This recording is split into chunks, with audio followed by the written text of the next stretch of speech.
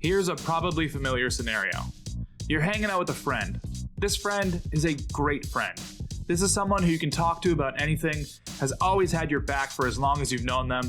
It might even be your best friend in the whole wide world. But there is a disconnect. They get the whole Melee tournaments thing, but on more of a need-to-know type of basis. They support you 100%, but the whole competitive video game tournaments thing just isn't their thing. And that's cool. You both have different interests and can appreciate each other's interests equally. But then enters the acquaintance. A friend of a friend, that person you had a brief 3-line conversation with at a party 2 years ago. Your shared conversations are limited, but existent. Somehow in conversation between the three of you, the whole Smash thing gets mentioned, and the acquaintance's eyes light up, and you hear the godforsaken words, "Bro, I can totally destroy you in Smash." And suddenly a GameCube, a Melee disc, and 2 controllers are instant transmission into both of your hands. And you proceed to kick the living shit out of this acquaintance until their facial expression slowly changes from nervous laughter to break the tension to that tilted face Moki makes when he's losing. No matter if you're an 0-2er at the local or you're someone who's placed well at a major, you will destroy them with any character you so please. After a friendly session equivalent to Muhammad Ali throwing haymakers at a random person on the street, there's a good chance the acquaintance will refer to a mainstream moment in Melee. This could be something like Wombo Combo or the documentary, or seeing Mango in a Clint Stevens video, or mentioning some famous esports guy who's been spotted in front of a CRT. In this video, we'll be highlighting our favorite times where Melee was able to reach an audience much wider than just the people involved, creating moments like, why the fuck is Hungrybox in the news right now? As weird or unreal as some of these moments can be, we like to believe that these do lead into a deeper point, but we'll touch on that in a little bit. Honorable mentions go to the few brought up already, and others like hugs on BuzzFeed, exclamation point, question mark, exclamation point, question mark, that one K-pop guy entering Smash 4 or something, and Taylor Hicks, an American Idol winner, doing better at EVO 2013 than more than half of the people watching this video right now. Besides JC, no one at Nintendo has ever given a single shit about the Melee community, and here's Allston Melee's 10 times SSBM went mainstream. Nintendo. Shouts out to these people for the suggestion, subscribe for weekly Melee content, and number 10, the SPROUSE brothers hacked their Wii. If you were a tween in 2010, the sweet life of Zack and Cody was literal crack cocaine. Constantly itching and foaming at the mouth for more SPROUSE Brothers content, the Disney Channel series spawned a spin-off, a movie, merchandise, and everything in between. It was a hit of hits, nominated for awards and shit. But why the hell am I talking about the sweet life of Zack and Cody on Allston Melee? Because it takes place in Boston. No, just kidding. 2 weeks before Zenith 2013, while Sweet Life of Zack and Cody reruns were still airing on the Disney Channel, the Tri-State Major announced that Dylan Sprouse would be commentating Project M alongside none other than Melee's beloved Prague.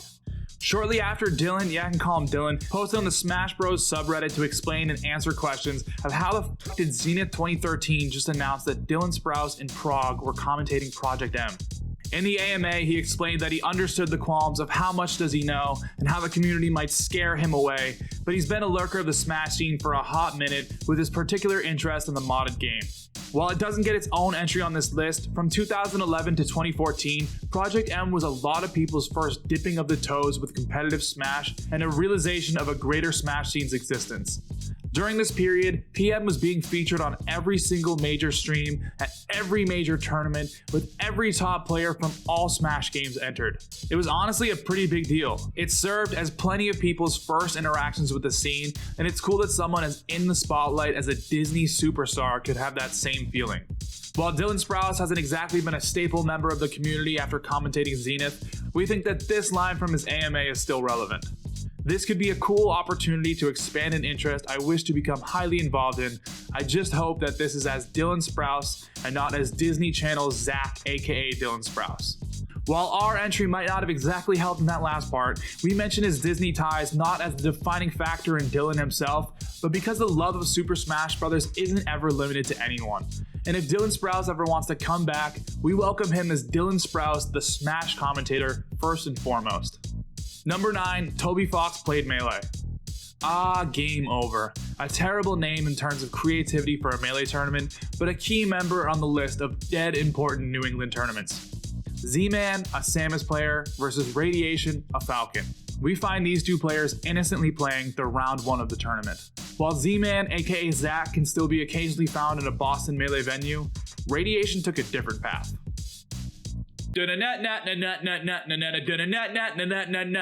Years after the Melee tournament in a bar in Cambridge, Massachusetts, Radiation became Toby Fox and created an indie video game that would completely change his life. Undertale went on to becoming one of the best-selling games ever on Steam, to a massive critical acclaim, and with countless stories of how the game personally affected other people's lives. Regardless if Undertale changed your perspective on living, or it's a game you strictly remember because of that one funny meme song, we kinda never expected Toby Fox to reappear in our neck of the woods again. And to be fair, to our knowledge, he hasn't attended a Melee tournament since, but he'd definitely show his face again. Once more, Spencer, are you ready with the music?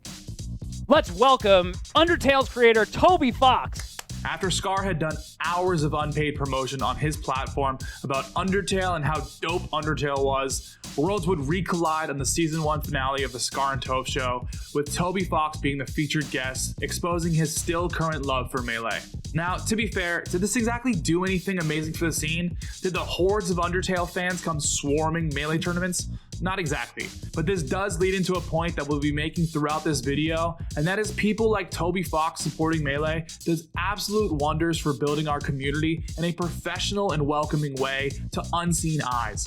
5 years prior to one of his characters being added into a Smash game, Toby Fox was throwing bones to MDZ to support his local Melee community. In a scene that is almost 20 years old and still to this day is finding its place among other featured games, when non-endemic esports celebrities, or just celebrities outside of the esports world, show their love to a game that Nintendo rejects, it forces us into that conversation. When Toby Fox and other household gamer names get behind Melee, it legitimizes our scene to the future companies helping us grow. While Big Daddy Nintendo may never throw a couple sponsorship dollars at the wall, companies like Red Bull and MLG have been our parental figure at different points, and people like Toby Fox supporting us just adds another backbone into those companies' support. Number 8, Armada gets inducted to the ESPORTS Hall of Fame. In late 2018, Faker was inducted to the ESPORTS Hall of Fame, joining a pretty illustrious gang of already welcome members. The 6th official member, inducted based on a community-wide vote that is covered in full by countless esports outlets, Faker had almost easily won over the other possible inductees, but there was something missing from this group. As of Faker's induction in 2018, no one from the fighting game community was featured on this list, even though legends like Daigo had participated and been eliminated in the voting phases. The hope of any FGC player prevailing over shooting games or MOBA superstars was slim to none. In 2019, 1 year after his retirement, Armada was nominated into the voting phase for the Esports Hall of Fame with a perceived very slim chance of success. Maybe it was Armada's recognition to the general esports audience, maybe through Smash's ability to conquer and destroy any voting system given to us, or maybe someone pulled some strings behind closed doors, but in 2019, Armada became the first FGC player to be inducted into the Esports Hall of Fame. Listen, is the paysafecard TM Esports Hall of Fame the most official or accurate representation for esports in general? No, and honestly it's a part of why this entry is held back. But did this moment get countless esports outlets to cover Melee for the first time? Abso-fucking-lutely. We'd never ask someone who professionally covers a game like League of Legends to really know or give a shit about who Leffen and other Smash players are, let alone write blog posts about them, unless they really genuinely have interest in our game. And for a brief moment in 2019, through Armada's acknowledgement, the general esports scene really did show its honest appreciation of Super Smash Bros. Melee. Number 7, Ken on Survivor. Ken is one of the few people in Melee who has both a fully detailed Smash wiki page and a separate fully detailed wiki page for a completely different community. When we see this photo, we think King of Smash, forward air down air Ken combo, Team Liquid only sponsors legacy players, what if Isaiah actually tried? When Survivor fans see this photo, they think Kenny, Survivor Gavin, member of Crystal Cox, that crew name kind of fire, 5th place overall. When Ken first auditioned for Survivor, he was met with the classic, how's a competitive gamer gonna live outside for 39 days? But Kenny was quick to drop facts, like climbing to the peak of Mount Fuji at 20 years old, and it turns out he was kind of a perfect fit for the show. To his credit, Ken did amazing on his time at Survivor according to actual fans, and there's for sure a subgroup of of people who know Ken only because of his time on the show. Ken has done interviews specifically for Survivor, has attended anniversary parties for the series, and even made a brief cameo on The Price is Right Survivor Edition. While Ken's feature on Survivor probably didn't bring a whole lot of eyes to Smash, it is something we absolutely had to talk about here because of how fucking wild it is to see the king of Smash open coconuts with a machete, but also seeing a dominant force in Melee's lifetime be widely recognized by a totally different culture. Number 6, True Life, I'm a Gamer. MTV's True Life is exactly where the viewers of The Sweet Life of Zack and Cody went once they became high schoolers. For those unaware of the 30 minutes of television that True Life was, we'll read a passage from their Wikipedia article for context. True Life provides viewers with a first-person perspective on unseen parts of society and its subcultures, offering glimpses into the lives of people involved in everything from politics to pornography and cheerleading. While most people were tuning into MTV's True Life to see how a middle schooler in Detroit handles their teen pregnancy, at midnight on November 23rd, 2005, MTV premiered True Life, I'm a Gamer to an East Coast audience. The first 2 parts featured a well-known Halo player and an up-and-coming all-women Counter-Strike team, but the third part is what we really remember and still share. MTV covered the King of Harlem, Killa OR, a Jigglypuff player, a part of the legendary Deadly Alliance New York City crew. Having already placed highly at events such as 13th at Getting School 2 and 9th at MLG DC 2005, Killa OR was starting to put in an argument for being one of the best players on his already established crew. With the title of True Life, I'm a Gamer, no one really expected MTV to be covering the Melee scene in an honest and true way, but they kind of f***ing nailed it. MTV covered both the grassroots Melee scene, showing how Deadly Alliance runs their local tournaments, and then what a company like MLG can do for our scene, while establishing the difference between your local hometown hero and a professional Melee player. Players like Chudat, Azin, Ken, and many more were all featured in Killa OR's totally unexpected 3rd place finish at MLG Los Angeles 2005. We really wholeheartedly thank whoever the hell at MTV was in charge of Killa OR's episode, because there are times in this 10-minute video that completely nail why we love Melee's competitive and grassroots atmospheres and the people responsible for it. Plenty of past viewers have said that this episode was either one of their first exposures to the whole competitive Smash thing, or one of the first big moments of the community getting such mainstream attention, and MTV really did the Melee scene justice when we expected very little. Number 5, Hungrybox on a Campbell's Chunky Noodle Soup commercial. Hungrybox on a Campbell's Chunky Noodle Soup commercial, featuring fake Armada, Team Liquid jerseys, and Hungrybox's mom as the best player in the world, coming to a fucking Twitch ad break near you. I can't believe this happened. Number 4, ESPN's coverage of Melee. Jacob Wolf is the fucking GOAT of esports people who give a shit about the Melee community. While he may not be able to cuss out you simpletons not appreciating his work at ESPN, for a quick second I will be his anger translator and pseudo scream into this mic about why the aren't you posting on Twitter about how dope Jacob Wolf is. ESPN, entertainment, sports, professional network or whatever, can be found literally anywhere, whether that's some Facebook ad, YouTube video, or that dang television. Point is, ESPN is as mainstream goes, and if you watch 10 minutes of a broadcast, there's a good chance you can suddenly connect with a parental figure in your life for a short-lived moment. ESPN is everywhere, and that's where we find this entry's main character. Jacob Wolf, or Melee journalist Batman, has somehow stayed under the radar in our scene, even though he's clearly put his neck out for us a couple times. ESPN has been throwing investments into esports coverage, even hosting Esports Day, really couldn't think of a better name, on ESPN2, where they run past broadcasts of the major competitive video game events from the year. Along with their support of putting things like Rocket League tournaments on TV channels, they have done a fantastic job with the journalist and YouTube content side of things as well. We don't need to have a direct conversation with him to know that Jacob Wolf really gives a shit about our and his community. While you can find him shedding light on the ongoings of LoL and many other esports, he's fully covered Melee events like EVO 2018, Genesis 7, and many more in ways that really haven't ever been done as professional before. We're not sure if there's a whole gang of people being a driving force behind ESPN's coverage of Melee, but we do for sure know one person to thank. Number 3, Leffen becomes a Red Bull athlete. In 2020, a Smash player being sponsored by Red Bull kind of makes sense. We're incredibly thankful for Red Bull being so involved with the Melee scene, and they have no doubt pioneered the way for similar companies to become involved, which is a constant point in this video. But like getting bodied in tournament for the first time or losing your virginity after homecoming, that first time felt so memorable, weird, and different. After getting a sponsorship from the biggest company to be involved with Melee, Red Bull made phenomenal documentaries about Leffen, helped him in any way possible to get a work visa and attend tournaments again, and has continuously supported Melee tournaments in any ways that they can. At the time of the announcement, again, of Leffen becoming a Red Bull athlete, Leffen was as honest and transparent as he's always been about how he's feeling.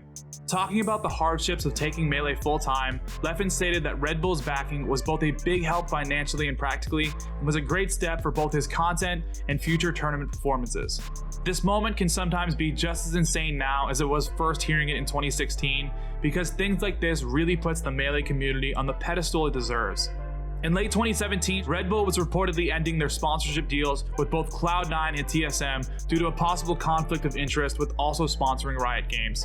Unfortunately, this included and ended Leffen's time as an official Red Bull athlete, and Leffen responded in one of the most Leffen ways you could imagine.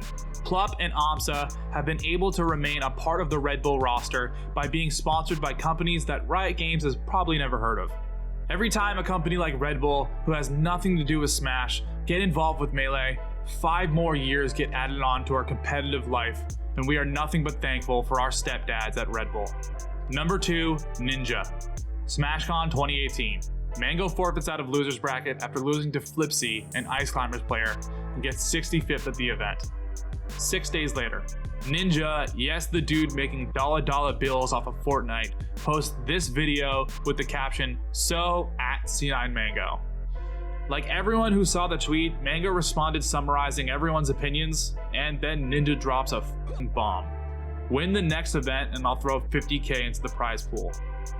The next Smash Major was Shine 2018, where Ninja would tweet out about his nervousness of Mango being in Winners Finals, but an incredible storyline of Zayn winning his first major was born. Unfortunately, that storyline also involved Mango losing to Zayn and HBOX for 3rd place, and Ninja's 50 racks were saved. Smash and Splash 4. Good old Lake Delton, Wisconsin at the Kalahari Resort. Any Smash player could have booked a ticket for June 1st, 2018 and try to drown in the pool after you drown in pools. Plenty of viewers tuned into the Melee Everyday stream for the top 8 broadcast, but someone was about to bump those numbers. Restreaming the event to almost 100k viewers, an unimaginable amount of people were first turned on to the competitive Smash scene via Ninja. While 100k viewers has become the tippity-top goal of the major Smash streams, being the highest our viewership has really reached, Ninja was doing it to 100k viewers who mostly had no idea we existed.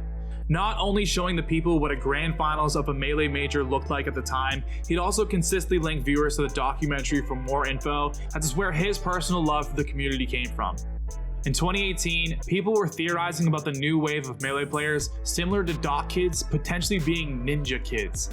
Ninja hasn't really been as involved since the restream, but plenty of his viewers had commented about how they were very interested in seeing more Smash content. We don't know how many people really transferred over, but we endlessly congratulate anyone using their platform to share the love of this community, and the biggest person on Twitch doing the same at the peak of their popularity had us in complete awe.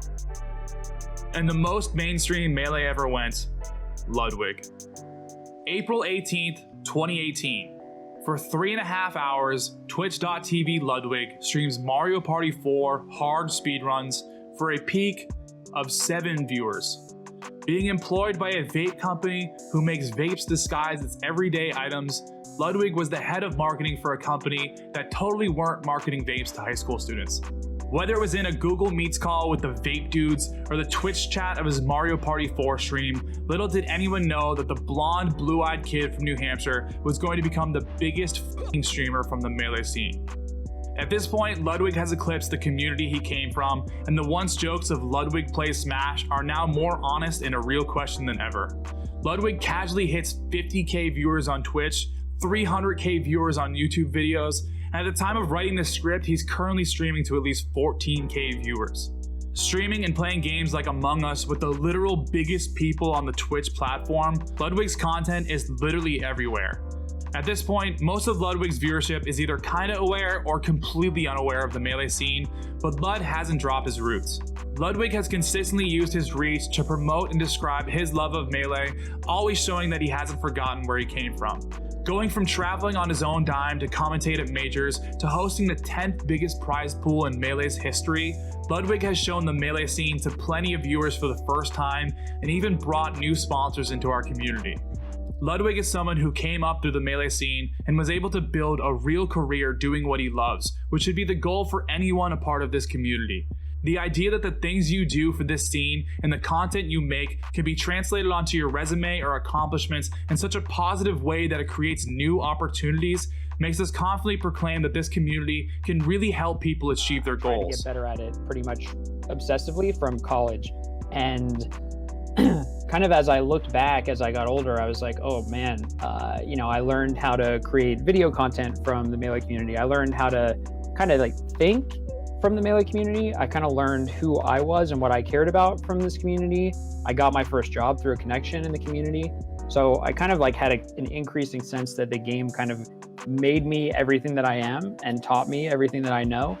And so kind of like looking back, I realized I've been trying to build community to kind of make sure that other people can have access to the thing that gave me kind of like everything that matters to me. Wow. Yeah. Super Smash Bros. Melee's competitive scene has outlasted decades, major company support, and every single thing thrown at us from Nintendo. There is no amount of developer neglect that will ever kill or hurt this scene with the new wave of faces and new possibilities. This community grows bigger and stronger every goddamn day, and there will always be someone eagerly watching this game for the first time. We will forever try to make the Melee community a welcoming home to so many different people, and as long as we continue to share our love for it, we will never die.